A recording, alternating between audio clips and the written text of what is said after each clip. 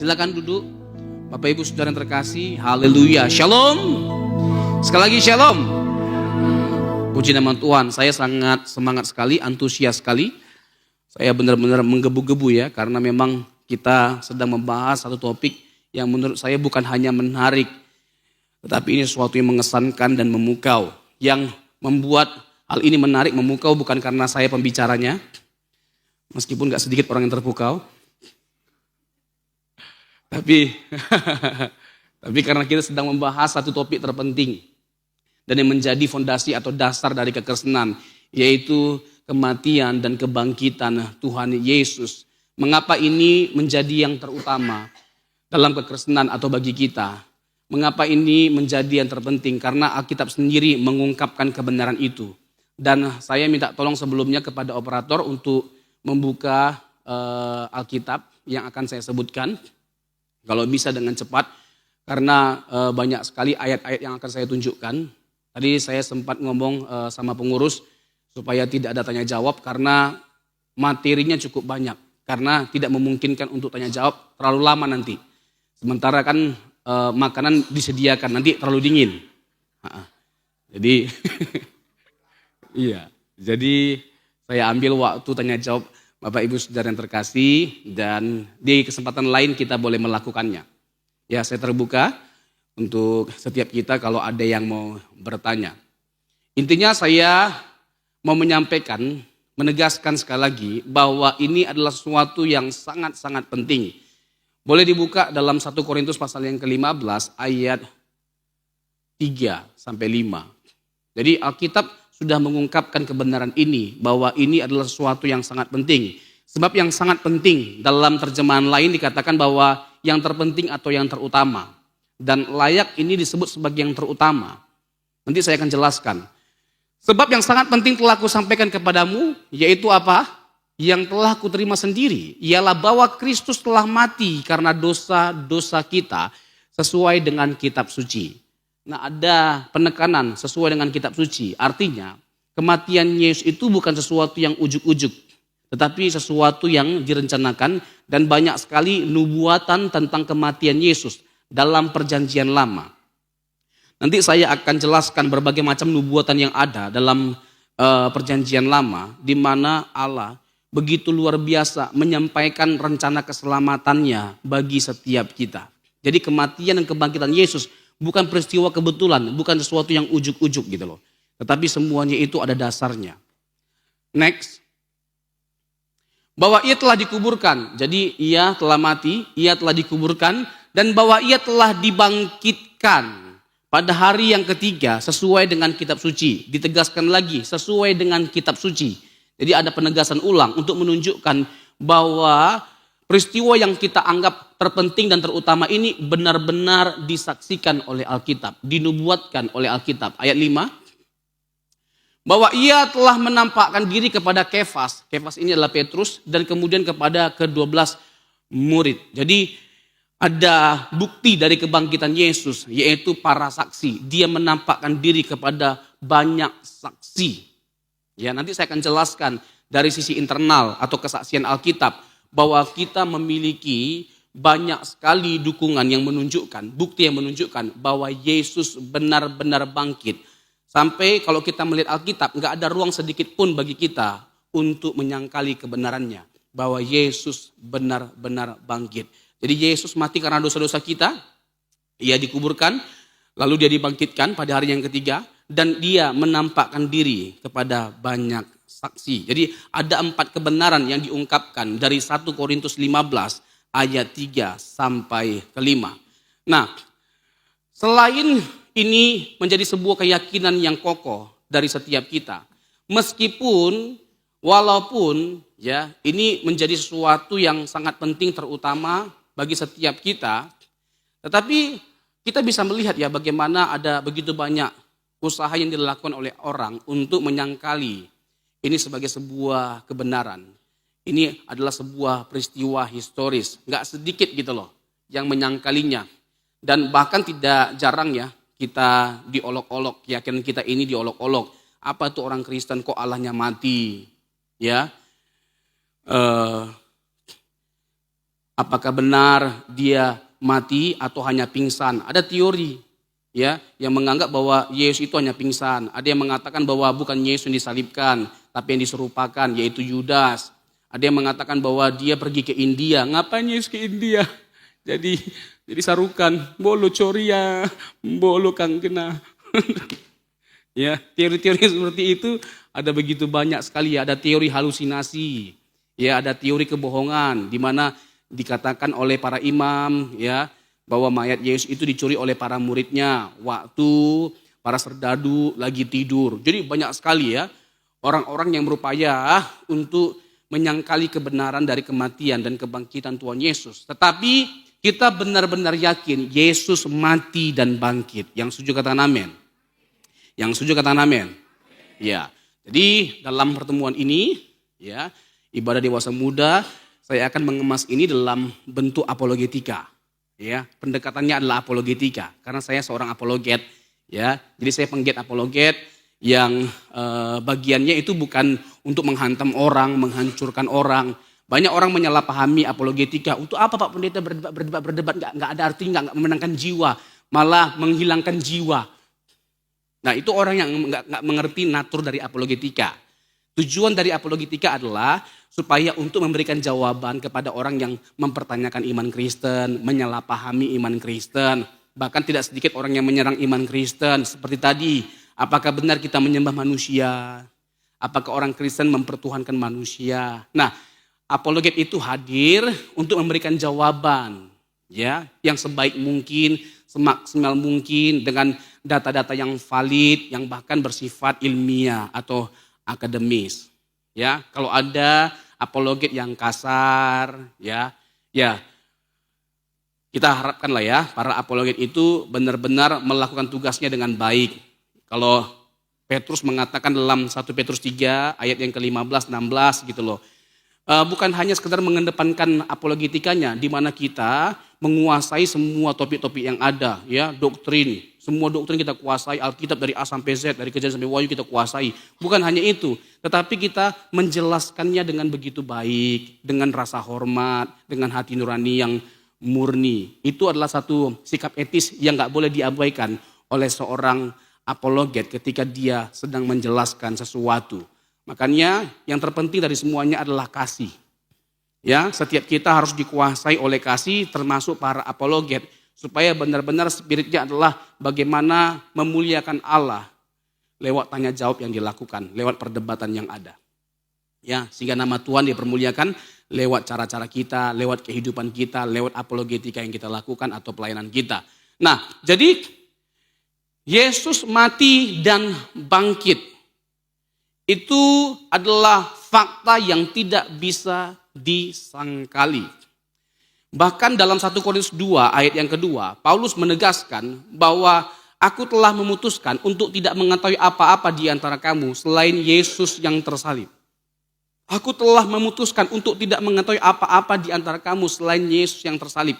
Lagi-lagi ya, didengungkan, digemakan kebenaran betapa pentingnya karya salib Kristus, kematiannya, dan kebangkitannya. Kenapa kebangkitan Yesus itu menjadi sesuatu yang sangat bernilai luhur, bernilai mulia, dan yang paling penting? Karena kalau Yesus tidak bangkit, tidak ada gereja. Kalau Yesus tidak bangkit, tidak ada kekristenan. Kalau Yesus tidak bangkit, tidak ada keselamatan atau kehidupan di balik kematian. Tidak ada kehidupan di balik kematian kalau Yesus tidak bangkit. Jadi semuanya ini bisa dimungkinkan ada karena ada Yesus yang bangkit. Bahkan untuk membuktikan bahwa Injil itu adalah benar, kekristenan itu benar. Lagi-lagi itu bergantung pada karya salib dan kebangkitan Yesus Kristus. Jatuh bangunnya kekristenan bahkan bergantung pada peristiwa kebangkitan Yesus. Jadi runtuh kekristenan kalau seandainya Yesus tidak bangkit. 1 Korintus 15 ayat yang ke-17, Paulus tegaskan di sana, jika Kristus tidak dibangkitkan, sia-sialah kepercayaanmu dan kamu akan mati dalam dosamu. Saudara jangan heran ya kalau saya bisa menghafal banyak ayat ya. Hebat sekali Pak Pendeta ini. Ini udah 5 bulan saya hafal. Ya. Jadi kalau Yesus tidak bangkit ya sia-sia kepercayaan kita. Jadi seluruh keberadaan kekristenan itu bergantung pada apa? Kebangkitan Tuhan Yesus Kristus. Bahkan ajaran Yesus itu, ya tindakan Yesus itu, kita yakini benar adanya karena peristiwa kebangkitan Yesus. Layak kita yakini bahwa semua yang Yesus ajarkan itu benar adanya, tindakannya benar adanya karena dia bangkit. Lagi-lagi ya, jadi tidak ada ruang bagi kita untuk meragukan Yesus, apa yang dia firmankan, apa yang dia lakukan. Karena apa? Kebangkitannya. Bahkan nanti saya ada singgung, kalau tidak lupa. Ya, kalau tidak lupa bahwa kebangkitan Yesus itu membuktikan keilahiannya. Kebangkitan Yesus itu mengafirmasi keilahiannya. Ya, tetapi ya, ini yang penting juga untuk digarisbawahi bahwa jangan sampai kita mengasangkan Yesus itu baru jadi Allah waktu dia disalibkan, waktu dia bangkit. Nah, ada juga itu yang punya pandangan yang seperti itu. Nah, itu perlu saya pertegas, itu salah, totally wrong.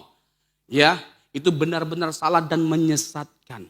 Ya, seluruh perjanjian baru ya dari awal sampai akhir menegaskan kebenaran bahwa Yesus bukan hanya pada waktu lahir sudah ditegaskan adalah Tuhan, tapi sampai akhir ya perjanjian baru menegaskan ketuhanan Yesus. Bahkan Yesus itu adalah Tuhan dari kekal sampai kekal. Yang setuju katakan amin. Yang setuju katakan amin. Nah, mantap.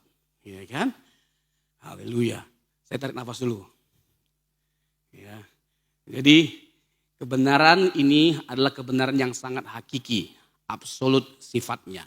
Ya, hakiki atau absolut sifatnya karena benar-benar bisa dipertanggungjawabkan, baik secara teologis, secara filosofis maupun secara historis. Nanti saya akan menyuguhkan data-data historis.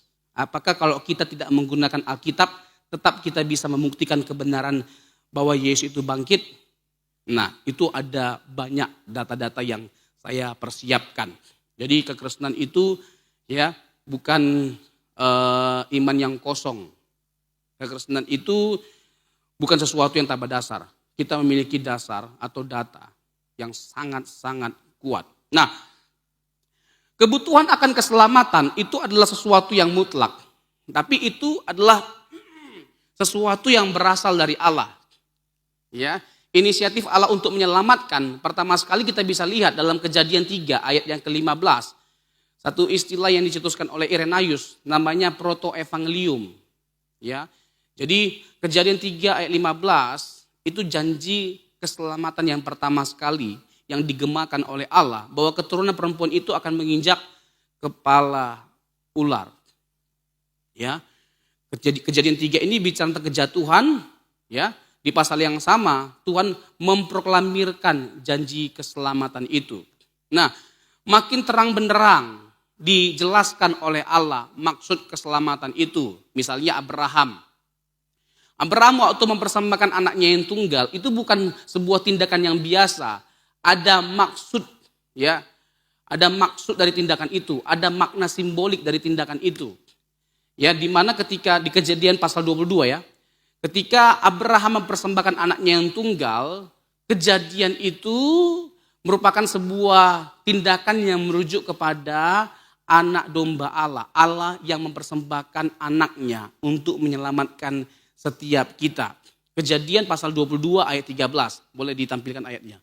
Kejadian 22 ayat yang ke-13. Lalu Abraham menoleh dan melihat seekor domba jantan di belakangnya yang tanduknya tersangkut dalam belukar. Abraham mengambil domba itu lalu mengorbankannya sebagai korban bakaran pengganti anaknya. Jadi ini satu inisiatif yang dilakukan oleh Abraham.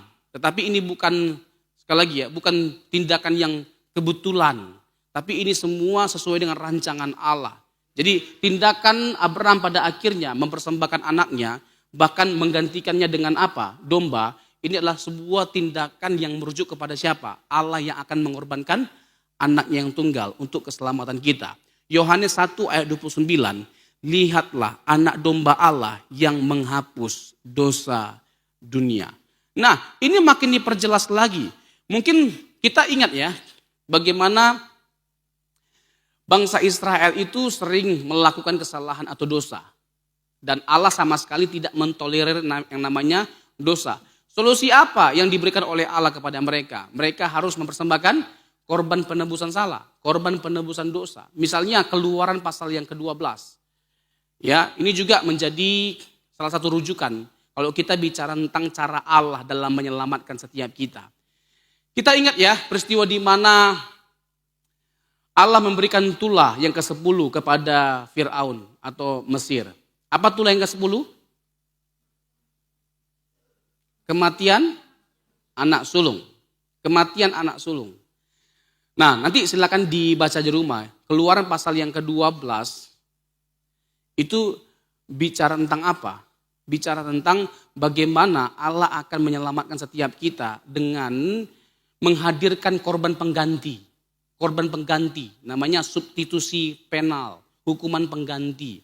Dan dalam hal ini yang dimaksudkannya adalah Yesus Kristus. Dia menggantikan posisi kita. Harusnya kita yang dihukum. Tetapi Allah menggantikan posisi kita dalam keadaannya, dalam inkarnasinya sebagai manusia. Jadi di Keluaran pasal yang ke-12 Allah memberikan solusi supaya anak sulung bangsa Israel itu selamat dengan cara bagaimana? Disuruh mengorbankan domba, makan domba Paskah ya pada waktu itu ya. Lalu singkat cerita darahnya itu harus diperciki di setiap pintu. Keluaran pasal 12 ayat 13. Sehingga ketika Allah lewat, ya mereka selamat. Anak sulung dari bangsa Israel itu menjadi selamat ketika Allah melihat bubuhan darah di setiap pintu orang-orang Israel. Dan darah itu menjadi tanda bagimu pada rumah-rumah di mana kamu tinggal. Apabila kamu melihat darah itu, maka aku akan lewat daripada kamu. Jadi tidak akan ada tulah kemusnahan di tengah-tengah kamu apabila aku menghukum tanah Mesir. Dari Keluaran juga kita bisa melihat ya bahwa tindakan penyelamatan Allah ya dalam kisah Keluaran menjadi inti pesannya. Ya, Paskah itu terkait dengan tindakan penyelamatan Allah terhadap orang-orang Israel dari kekuasaan Mesir atau Fir'aun. Dan substitusi penal merupakan inti dari Paskah, ya, substitusi penal, hukum pengganti, di mana domba yang dipersembahkan untuk menggantikan anak sulung, sehingga anak sulung bangsa Israel boleh selamat. Dan lagi-lagi ya, ini adalah tindakan simbolik yang merujuk kepada siapa? Yesus Kristus.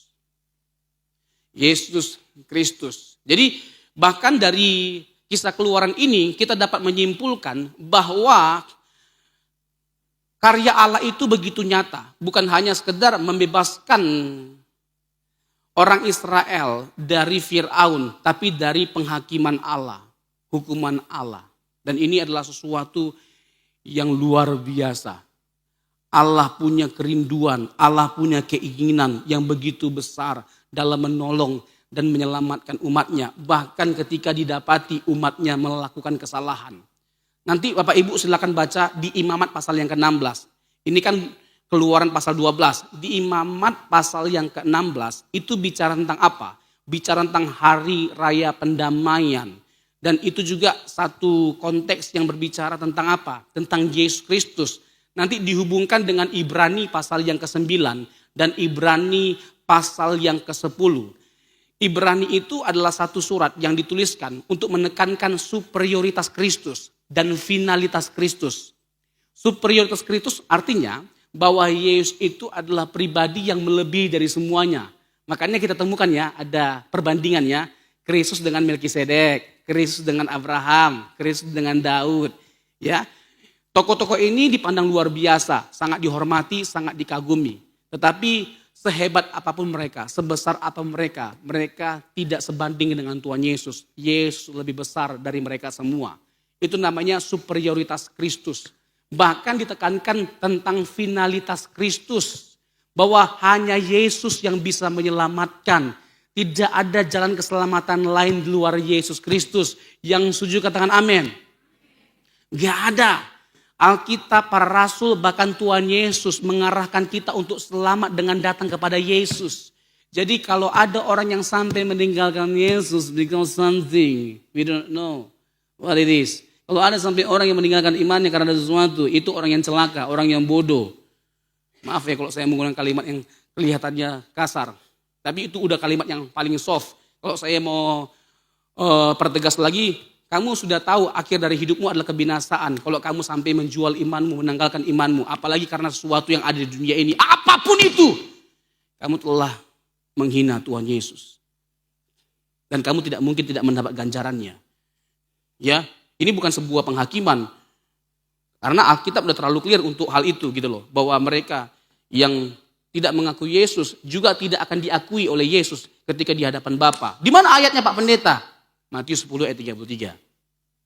Matius 10 ayat 33. Kalau kamu malu tetapi barang siapa menyangkal aku di depan manusia, aku juga akan menyangkalnya di depan Bapakku yang di sorga. Kan belakangan ini kan lagi viral tuh mengenai spirit Yudas. Spirit Yudas gitu loh. Orang-orang yang menyangkal Yesus, ada Richard Lee. Ini agak unik nih kasusnya. Jadi dia diundang di sebuah gereja besar oleh pendeta besar gitu loh. Jadi dia bersaksi bahwa dia udah lama gak ke gereja, tapi dia tetap percaya Yesus. Gak lama kemudian gitu loh, 2 minggu atau 3 minggu setelah itu gitu loh, ada video berseliweran gitu loh, bahwa ternyata dia sudah lama jadi mu'alaf, udah 2 tahun. Di-prank gerejanya. Pendetanya di-prank. Udah 2 tahun dia jadi mu'alaf. Masya Allah.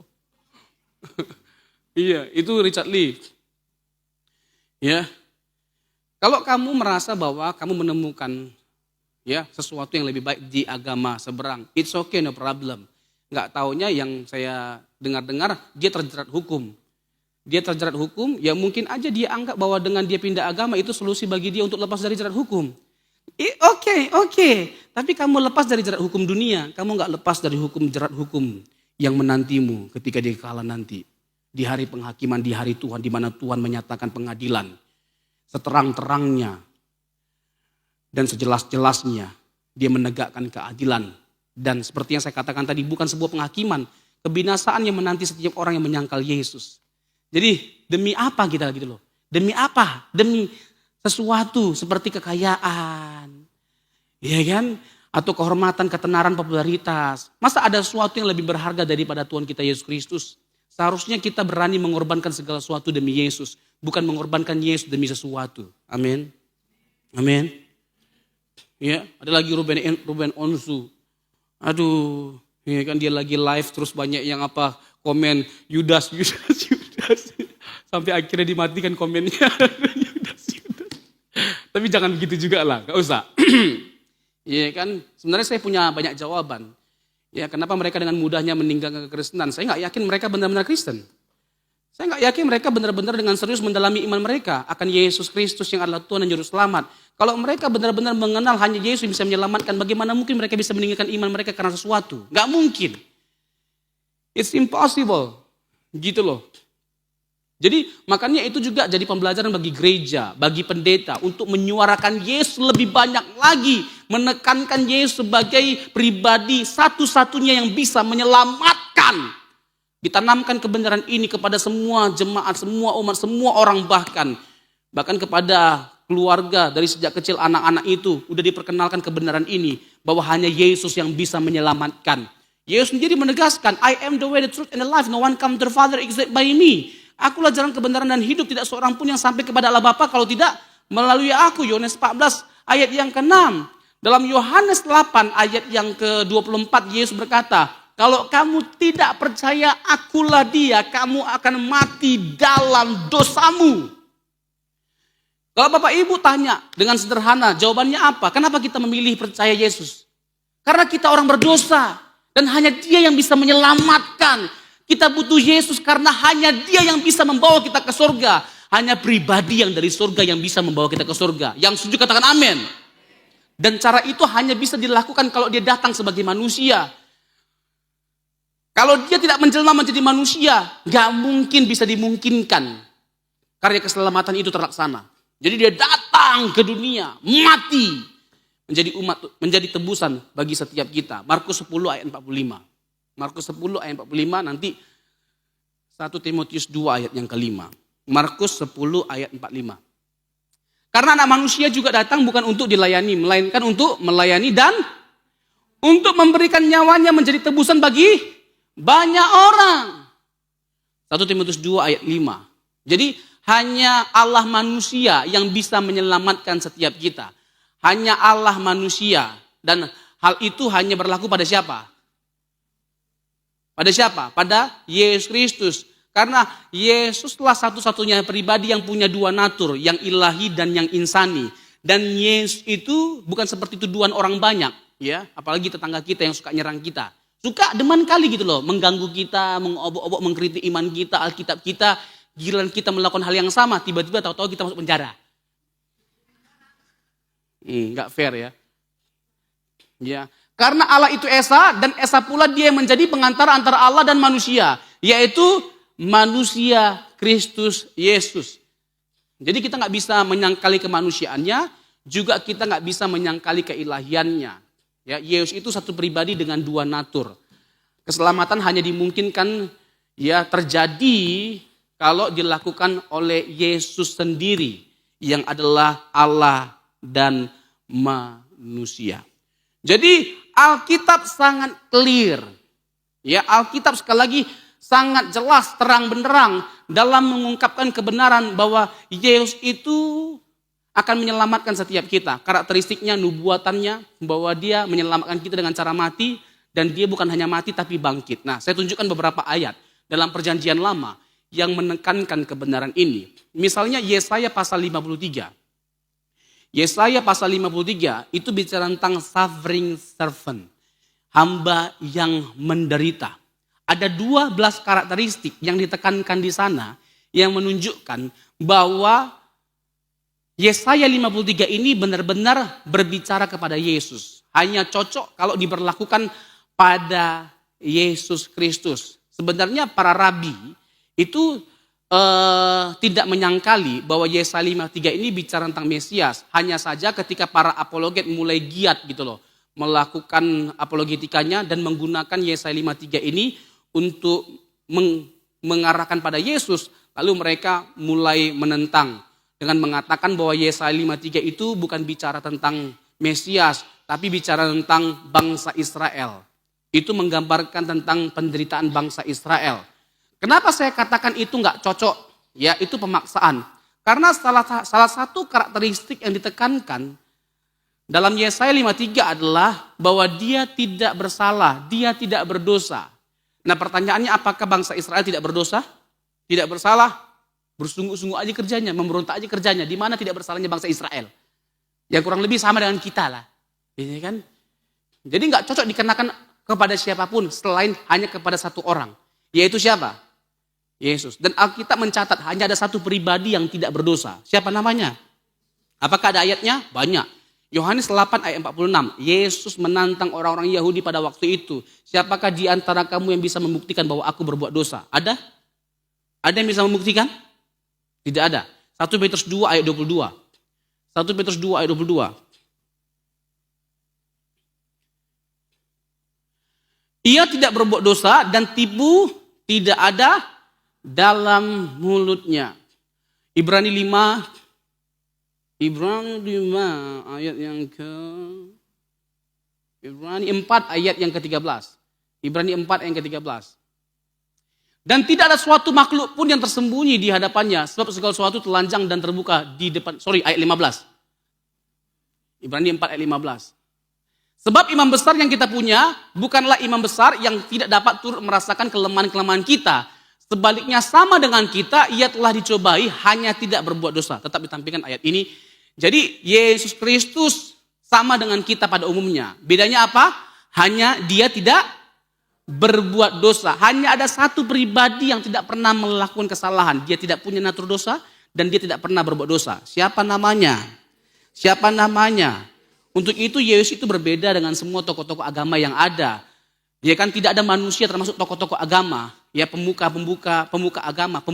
agama juga. Bukan hanya pemuka tapi pembuka agama. Ya, mereka semua adalah orang berdosa. Hanya ada satu yang tidak berdosa, hanya Yesus. Dan semua pada umumnya pemimpin agama dari setiap agama itu mengalami kematian. Hanya ada satu tokoh agama yang ketika mati dia bangkit dan tidak mati lagi. Siapa namanya? Yesus Kristus. Ya, kuasa kebangkitannya menjadi alasan untuk kita percaya bahwa ada kebangkitan di balik kematian, ada kehidupan di balik kematian. Dia menjadi yang sulung, artinya bahwa nanti kita akan mengikuti jejak Yesus, akan bangkit seperti Yesus. Ya, dia yang menjadi sumber atau pokok keselamatan, yang menjadi alasan untuk kita mengalami kebangkitan. Ya, kebangkitan kita itu sama dengan kebangkitan Yesus. Filipi pasal yang ke-3. Tapi nggak usah dibuka ayat 20 sampai 21. Nah, masih ayat tadi ya, Ibrani 4 ayat 15. Sebab imam besar yang kita punya bukanlah imam besar yang tidak dapat turut merasakan kelemahan-kelemahan kita. Nanti saya akan singgung ya di akhir-akhir pembahasan bagaimana kita bersyukur sekali. Kita bersyukur sekali boleh percaya kepada Yesus. Makanya pilihan terbaik yang pernah kita putuskan dalam hidup ini adalah ketika kita memilih Yesus. Amin. Dan untuk itulah layak untuk kita menggantungkan sukacita kita hanya pada Yesus. Karena dia paling tahu kita. Dia bukan hanya sekedar punya kerinduan yang besar untuk menyatakan kebaikan bagi setiap kita. Tapi menyatakan keselamatan bagi setiap kita. Jadi kerinduan Allah untuk kita mendapatkan sesuatu yang baik, lebih baik. Itu lebih besar daripada kerinduan kita sendiri. Saking baiknya Tuhan itu bagi setiap kita. Nah, ini menjadi salah satu implikasi yang sangat menarik, sangat luar biasa. Dan saya berdetak kagum dengan kebenaran dari kekristenan. Ini salah satu yang membuat saya memilih mengapa saya percaya kepada Yesus, memilih Kristen. Ini salah satunya. Kita percaya Tuhan berdaulat. Kita tahu bahwa Tuhan itu berkuasa, maha kuasa yang baginya tidak ada yang mustahil. Dia bisa melakukan apapun, dia bisa melakukan segala sesuatu. Tapi kalau kita bicara tentang penderitaan, kita bukan hanya sekedar menyerahkan hidup kita, penderitaan kita kepada dia yang berkuasa. Di sini letak keunggulan dari kekristenan. Tapi kita menyerahkan penderitaan kita kepada Yesus yang maha kuasa berdaulat. Tapi dia bukan hanya berkuasa atau berdaulat. Tapi dia menjelma menjadi manusia. Dan ketika dia menjelma menjadi manusia, dia turut merasakan kelemahan-kelemahan kita.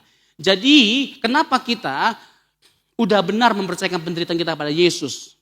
Ya, atau bisa menyerahkan penderitaan kita pada Yesus karena dia bukan hanya tahu penderitaan kita, tetapi dia merasakan penderitaan kita dan bukan hanya merasakan penderitaan kita, dia menang atas semua penderitaan kita.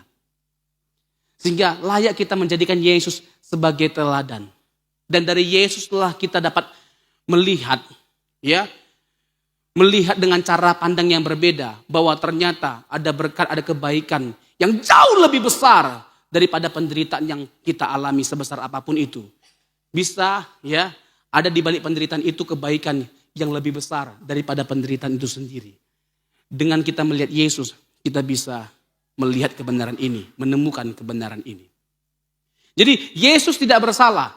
Yesaya 53 bicara tentang Yesus Kristus, suffering servant. Mazmur pasal 22 itu juga sama, berbicara tentang apa? Suffering servant. Yesus yang menderita.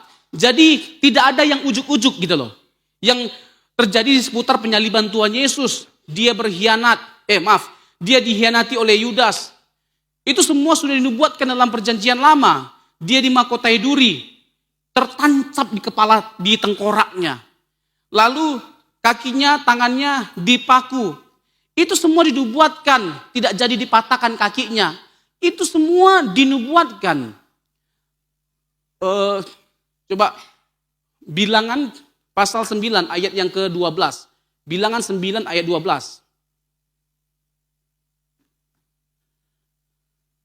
Janganlah mereka meninggalkan sebagian daripadanya sampai pagi. Dan satu tulang pun tidak boleh dipatahkan mereka. Menurut segala ketetapan Paskah haruslah mereka merayakannya. Mazmur 34 ayat yang ke-20 atau 21 lah. Mazmur 34. Kemalangan orang benar banyak, tetapi Tuhan melepaskan dia dari semuanya itu. Ayat 21. Ia melindungi segala tulangnya, tidak satu pun yang patah. Ini membuat kita kagum gitu loh, kagum dengan kebenaran Alkitab, dengan firman Tuhan. Karena apa? Karena penggenapannya itu sempurna. Semua yang dinubuatkan dalam perjanjian lama tergenapi dengan sempurna hanya pada pribadi Yesus Kristus. Keluaran pasal 12 ayat 46. Keluaran pasal 12 ayat 46. Paskah itu harus dimakan dalam satu rumah juga. Tidak boleh kau bawa sedikit pun dari daging itu keluar rumah. Satu tulang pun tidak boleh kamu patahkan. Jadi waktu Yesus disalibkan, hukuman yang lazim diberikan kepada orang yang disalibkan adalah kakinya dipatahkan. Pertanyaannya, kaki Yesus dipatahkan enggak? Tidak. Tidak dipatahkan. Menggenapi nubuatan Alkitab. Tetapi untuk memastikan bahwa dia mati, hukuman yang lazim untuk memastikan seorang mati yang tersalib adalah dengan menusuk lambungnya. Ditusuk enggak lambungnya? Ditusuk lambungnya. Zakaria pasal yang ke-12, ayat yang ke-10. Tertikam. Aku akan mencurahkan roh pengasihan dan roh permohonan atas keluarga Daud dan atas penduduk Yerusalem. Dan mereka akan memandang kepada dia yang telah mereka tikam. Ini adalah satu tindakan yang umum dilakukan kepada seseorang yang tersalib untuk memastikan bahwa dia benar-benar mati. Dia ditusuk lambungnya. Wow. Ya, adakah sesuatu yang membuat kita ragu akan kebenaran ini? Adakah sesuatu yang membuat kita bisa meninggalkan iman kita saat kita menyadari betapa kuatnya kebenaran ini? Betapa kokohnya kebenaran ini bahwa Yesus mati karena kita dan demi kita. Tidak ada yang tersisa dari surga ketika Yesus diberikan bagi setiap kita. Dan bentuk kasih yang sempurna adalah ketika dia mau mati dan bangkit bagi setiap kita. Yohanes pasal 15 ayat 13. Yohanes 15 ayat 13. Tidak ada kasih yang lebih besar daripada kasih seorang yang memberikan nyawanya untuk sahabat-sahabatnya. Bayangkan, mau lo Tuhan Yesus menyebut kita sahabat. Mau lo, hebat lo dia, kita ini. Ya, kalau dihianati, kalau dihina, diperlakukan tidak adil. Mau gak kita memperlakukan orang yang seperti itu sebagai sahabat kita? Jujur. Kalau ketemu sama orang seperti itu, reaksi kita bagaimana? Ampuni, yang ada ludahi. Marah, dongkol, betul gak? Iya, tapi Tuhan Yesus, kita ini maaf brengsek, kita jahat, kita pemberontak, kita pengkhianat. Berbuat dosa banyak kali. Sering kita gak taat, tapi dia memandang setiap kita sebagai sahabatnya. Nah ini dia tegaskan sebelum pada akhirnya dia disalibkan. Dia hendak menekankan kepada para muridnya bahwa para muridnya adalah sahabat-sahabatnya. Entah bagaimanapun mereka akan mengecewakan Tuhan Yesus. Dan bahkan Tuhan Yesus sudah kasih tahu bahwa mereka akan tercerai-berai. Ada yang berkhianat, ada yang mengkhianati Tuhan Yesus. Misalnya Petrus, Yudas. Dari Yudas lah kita tahu, gak semua ciuman itu romantis, ada ciuman pengkhianatan. Iya kan? Tragis sekali. Jadi kita bisa melihat bagaimana karakteristik dari Yesus yang tersalib dan bangkit. Ya, udah dinubuatkan dengan begitu rupa dalam perjanjian lama. Coba kita buka Mazmur pasal yang ke-16 ayat yang ke-10. Ini terkait dengan bahwa dia akan bangkit dari kematian. Sudah dinubuatkan. Mazmur pasal 16 ayat yang ke-10. Mudah-mudahan tidak salah. Sebab engkau tidak menyerahkan aku ke dunia orang mati dan tidak membiarkan orang kudusmu melihat kebinasaan. Yesus benar mati, dia tidak pingsan, dia benar-benar mati. Jadi kalau ada orang yang bersikeras mengatakan Yesus tidak mati, hanya pingsan. Coba kita salibkan orang itu. Dia tahu nggak bagaimana proses penyaliban Yesus itu berlangsung? Begini, tak terangkan. Jadi sebelum orang pada akhirnya disalibkan, dia dibuat begitu menderita. Dia dibuat dengan begitu menderitanya. Jadi cambuk itu, di ujung itu ada 3 tali. Ya, dan diikat gitu loh. Barang-barang yang tajam, yang dari paku, ya, dari batu karang, dari tulang. Terbayangkan nggak sama kita? Waktu dicambuk oleh algojo loh, Romawi itu kan besar-besar, barangnya besar-besar, nggak begini. Kalau kayak gini kan lain. Barangnya bagus. Kok ngeledek banget ketawanya? Kayaknya nggak enak banget gitu loh. Jadi lemas saya. Sampai mana jadi lupa jadi saya. Jadi terbayangkan nggak bagi setiap kita bagaimana kerasnya pukulan itu waktu Yesus cambuk? Bukan hanya cambukannya mengerikan, ada cemeti gitu loh, dibuat dari cemeti gitu loh. Lalu ada beberapa helai di ujungnya itu diikatkan benda-benda tajam. Ketika dicambuk, pak! Itu tercabut tulang-tulangnya, daging-dagingnya tercabut. Dengan begitu hebatnya dicambuk. Sekelas yang cambuk itu adalah algojo Romawi. Bukan orang yang kurus kecing, ceking, belum makan 5 hari. Bukan lah. Ini orang yang terlatih dengan begitu hebatnya gitu loh.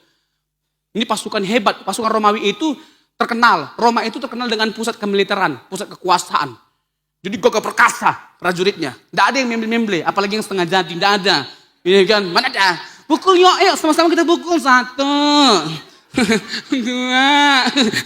Tidak ada. Pasti pukulannya itu cara memukulnya itu sangat mengerikan dan memberi buta. Dan kita nggak tahu kemana aja arah dari cambuk itu. Bisa mungkin badannya, bisa kepalanya, mukanya. Makanya Yesaya 53, ya, itu menggambarkan dengan begitu rupa penyaliban Tuhan Yesus, penderitaan Tuhan Yesus, sampai rupanya pun udah nggak terlihat seperti manusia. Saking mengerikannya. Makanya ada yang bilang begini ya, ini sebenarnya nggak tepat. Film The Passion of Christ itu lebay, berlebihan. Loh, lebaynya dari mana? Justru itu belum benar-benar menggambarkan penderitaan yang disaksikan oleh Injil. Belum benar-benar. Lebih mengerikan lagi sebenarnya kalau sesuai dengan Injil. Jadi kita harus buka mata kita betapa tragisnya sebelum Yesus disalibkan. Waktu dia disalibkan, tahu enggak paku itu sepanjang apa? 12 sampai 17 cm. Hah? Itu bukan seperti silet yang bukan, Mbak. Ditusuk sampai tembus ke belakang. Sampai salibnya pun tembus. Tangannya, kakinya. Dan dimahkotai dengan duri. Seperti yang saya bilang tadi. Jadi, kalaupun pada akhirnya Injil mengisahkan begitu cepat kematian Tuhan Yesus. Itu karena Yesus sudah dengan begitu tragis dan brutalnya dihukum. Sebelum pada akhirnya disalibkan. Jangankan waktu disalibkan. Dia sudah habis-habisan. Mengangkat salibnya saja pun dia gak sanggup. Makanya dibantu oleh siapa? Simon dari Siantar, ya betul. Dari Kirene. Karena udah gak sanggup lagi, udah habis. Darahnya udah mengeluarkan banyak darah. Waktu ditusuk, lambungnya keluar apa? Air dan darah. Jadi benar-benar Yesus habis-habisan. Jadi kalau kita mau jawab orang yang mengatakan bahwa Yesus hanya pingsan. Kita mau bilang begini, kamu mau coba? Udah gitu aja. Karena jawab orang bodoh-bodoh ya dengan bodoh-bodoh. Kamu mau coba? Karena kalau kita kasih pintar, dia gak terima. Ya. Pada umumnya orang yang disalibkan itu mati. Yesus itu bukan orang pertama yang disalibkan. Sudah banyak sekali orang yang dihukum mati oleh Romawi pada waktu itu. Gak tahu entah berapa banyak. Ya. Jadi biasanya negara Timur Tengah. Timur yang memperlakukan hukuman paling mematikan ini, yaitu hukuman salib. Dan pertanyaannya, mengapa dengan hukuman salib? Karena ini adalah hukuman yang diperuntukkan kepada orang yang melakukan kejahatan yang paling besar. Dan pada waktu itu Yesus dianggap telah melakukan satu penghujatan yang begitu besar. Apa itu? Pada kepalanya dituliskan apa? Inilah raja orang Yahudi, Indri. Inilah raja orang Yahudi. Jadi diberitahukan alasannya karena Yesus dianggap mengklaim bahwa dia adalah raja orang Yahudi. Sebenarnya menarik untuk kita pelajari ya. Markus pasal yang ke-14. Yesus kan dihakimi, ya kan, diadili kan oleh imam besar yang bernama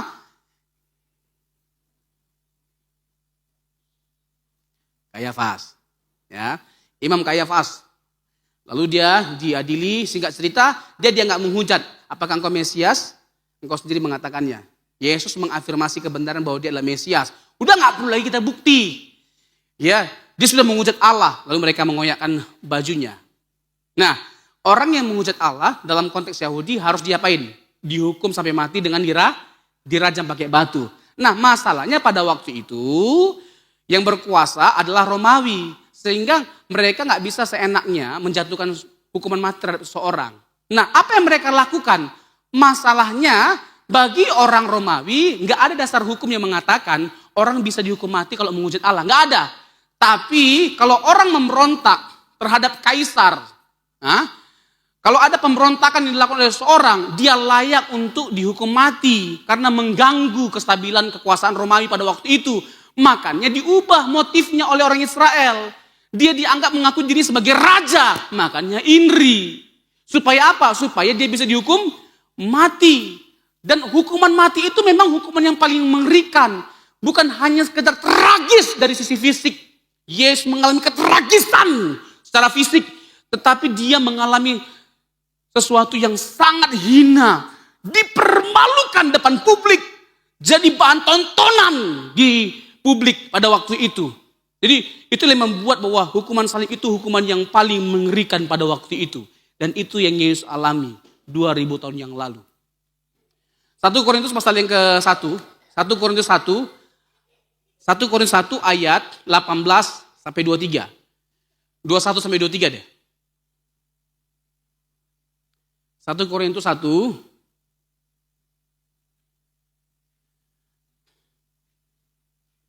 ayat 18 dulu, ayat 18. Sebab pemberitaan tentang salib memang adalah kebodohan bagi mereka yang akan binasa. Tetapi bagi kita yang diselamatkan, pemberitaan itu adalah kekuatan Allah. Tetap ditampilkan ayatnya. Jadi pada waktu itu, di abad-abad awal, berita tentang salib itu tidak dikategorikan sebagai kabar bahagia, tapi suatu kebodohan, satu kehinaan. Ya, jadi orang yang disalibkan itu terkutuk. Terkutuklah orang yang disalibkan. Ulangan 21 ayat 23. Ulangan 21 ayat 23. Ini kayak nanti habis ini operatornya saya traktir makan. Di samping. Ayo, sama-sama kita baca. Maka janganlah mayatnya dibiarkan semalam-malaman pada tiang itu, tetapi haruslah engkau menguburkan dia pada hari itu juga. Sebab seorang yang digantung terkutuk oleh Allah. Jadi Yesus dianggap terkutuk. Makanya Galatia 3 ayat 13, Paulus mengutip ayat ini. Galatia 3 ayat 13. Galatia 3 ayat 13. Kristus telah menebus kita dari kutuk hukum Taurat dengan jalan menjadi kutuk karena kita. Sebab ada tertulis, terkutuklah orang yang digantung pada kayu salib. Nanti saudara bisa lihat ya bagaimana keselamatan itu dinyatakan oleh Yesus yang tersalib dengan merujuk kepada bilangan pasal yang ke-21 terkait dengan Musa yang meninggikan tiang ular. Orang-orang Israel yang memberontak, lalu mereka diselamatkan dengan cara memandang ular tembaga yang ditinggikan oleh Musa. Dan itu dikutip oleh Yohanes dalam Yohanes pasal yang ketiga ayat 13 sampai 14.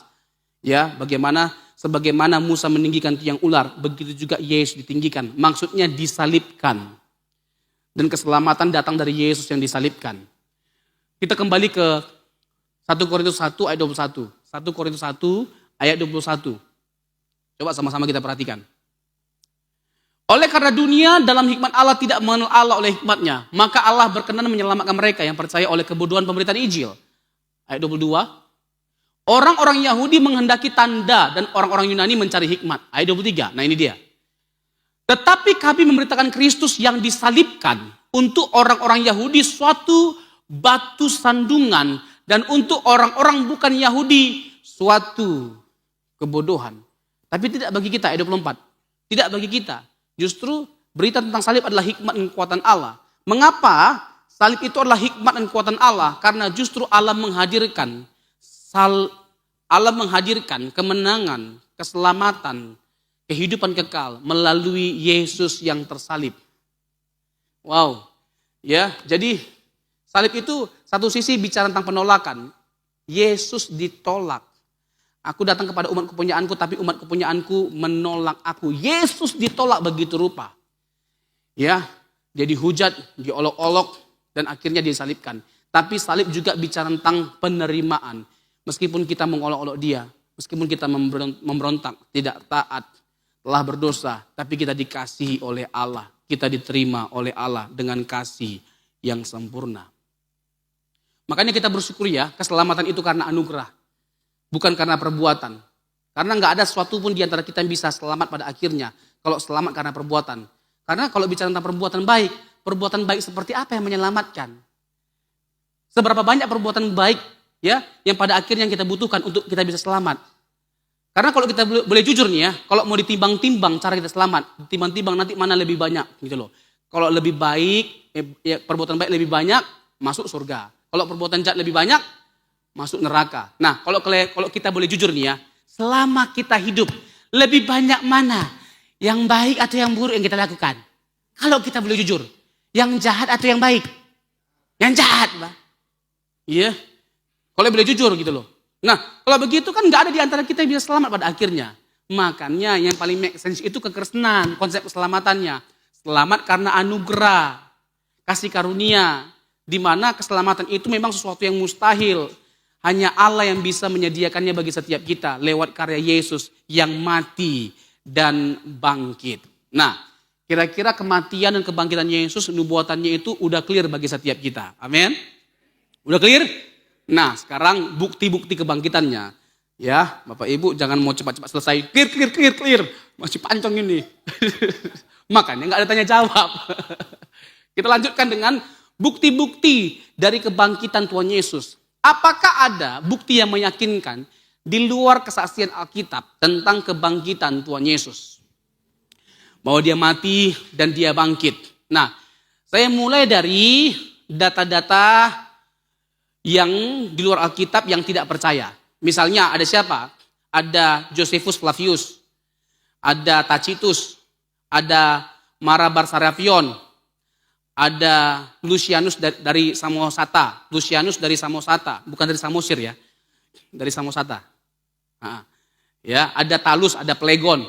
Ini abad 1, abad 2, dekat dengan kejadiannya. Ya, ini bisa menjadi sumber-sumber awal. Jadi sangat dekat gitu loh. Mereka adalah orang-orang yang tidak percaya Yesus, bukan Kristen, bukan pengikut Yesus, tapi menyaksikan kebenaran bahwa benar Yesus itu mati dan bangkit. Ini kan objektif banget kan kesaksiannya. Dan ini benar-benar meneguhkan apa yang kita yakini. Talus dan Plegon, bahkan mereka menggambarkan dengan begitu detail bagaimana cuaca pada waktu itu. Langit dipenuhi dengan kegelapan pada waktu penyaliban Tuhan Yesus. Jadi benar-benar bisa dibuktikan kebenaran bahwa Yesus itu mati dan bangkit. Para murid menurut Plinius Muda, Pliny the Younger. Ya, abad 2 awal, tahun 112 kalau saya tidak salah, menyaksikan kebenaran bahwa orang-orang Kristen didorong untuk menyembah dewa-dewa lain. Mereka tidak mau. Bahkan ketika mereka diancam untuk dibunuh, mereka tidak mau. Mereka radikal untuk memegang apa yang mereka imani, bahwa Yesus mati dan bangkit. Nah, saya punya data lain, ya, di luar Alkitab tapi yang Kristen. Nah, Yohanes murid Yesus memuridkan seorang yang bernama Ignatius, lalu Polikarpus, ya. Yohanes murid Yesus memuridkan seorang yang bernama Ignatius, lalu Polikarpus. Ignatius Polikarpus memuridkan seorang yang bernama Irenaius. Irenaius memuridkan seorang yang bernama Hippolytus. Lalu seterusnya, Hippolytus memuridkan seorang yang bernama Robsonus. Semua namanya. Kalau Paulus mengajar seorang yang bernama Linus dan Clementia dari Romawi, kalau tidak salah, dari Roma. Clementia dari Roma, ada Linus dan Clementia. Jadi ada begitu banyak sekali data-data di luar Alkitab yang mengafirmasi kebenaran data Alkitab sendiri. Bahwa Yesus mati, Yesus bangkit. Jadi kita punya kekuatan, bukti. Bukti kita kuat sekali. Nah, sekarang saya mau coba membuktikan dari Alkitab sendiri. Nah, ini yang terakhir. Tutup. Buka lagi lah. Nah, kalau kita mau lihat dari Alkitab sendiri, apakah ada bukti-bukti yang disajikan oleh Alkitab terkait dengan kebangkitan Tuhan Yesus? Nah, minimal ada 4 bukti yang kita bisa temukan dari Alkitab tentang kebangkitan Yesus. Yang pertama, kubur kosong.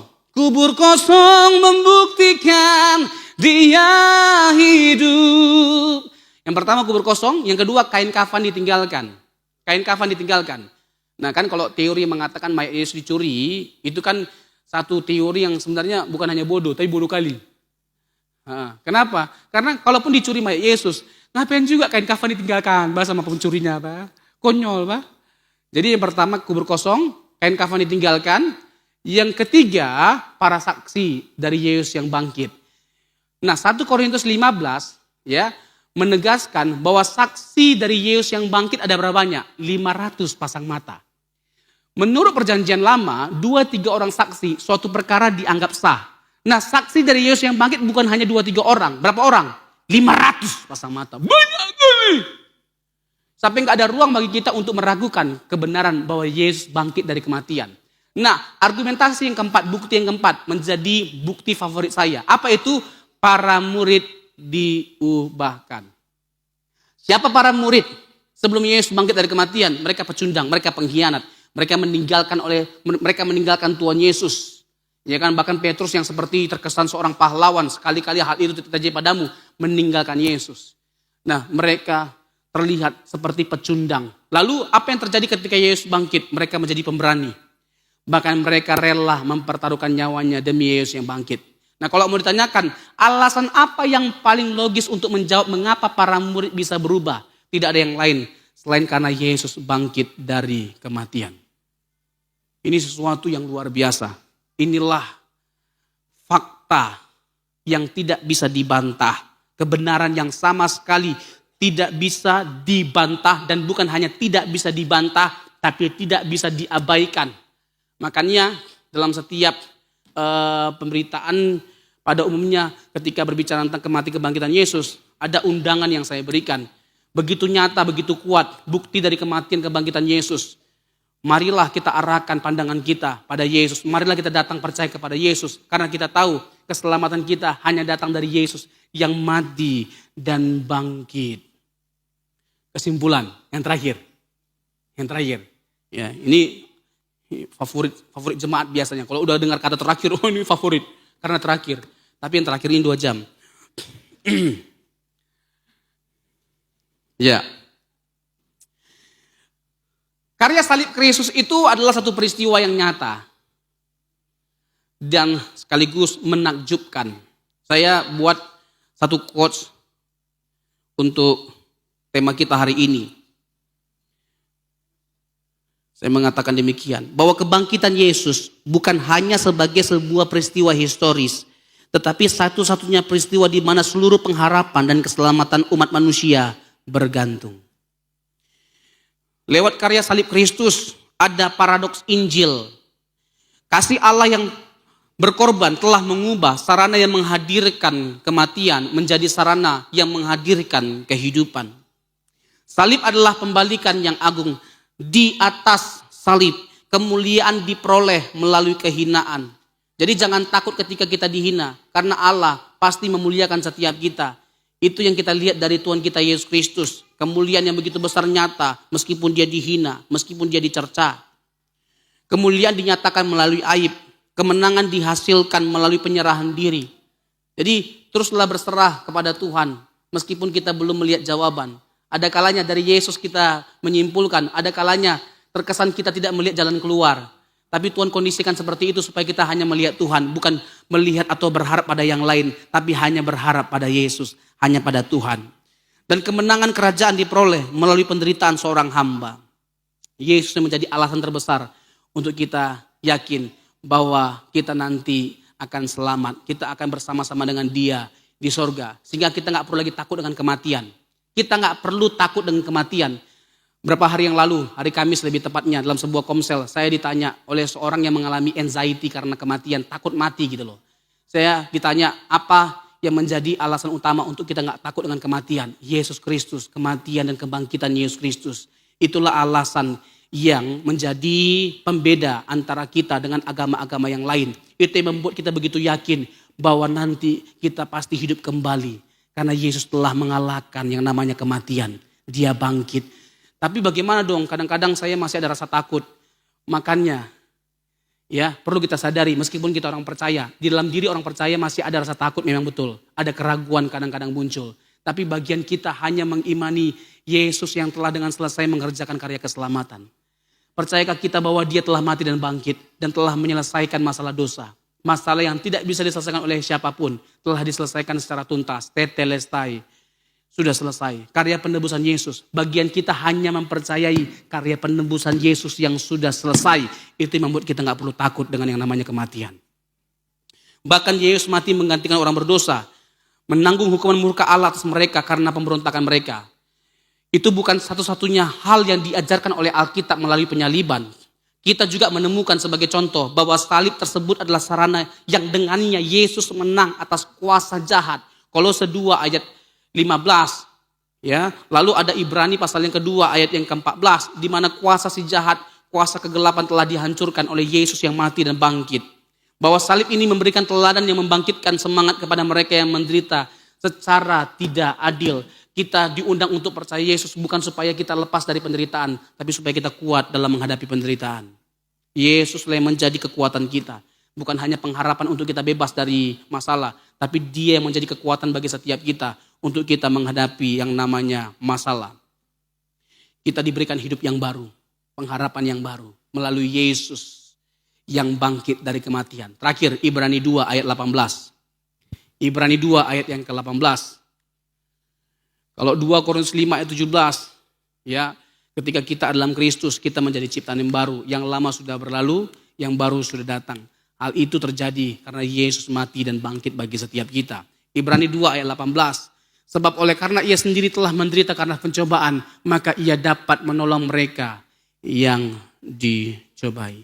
Bapak Ibu Saudara, percayalah ada kekuatan, ada penghiburan yang Tuhan berikan bagi setiap kita dalam kita menjalani penderitaan kita. Yang terpenting, lihatlah salib. Dengan kita melihat salib, kita menyadari bahwa kita bukan hanya berharga, tapi kita dikasihi oleh Yesus Kristus. Dia bukan hanya setengah mati, tapi sampai mati. Dan itulah bukti yang sempurna dari kasih Tuhan bagi setiap kita. Tuhan Yesus memberkati.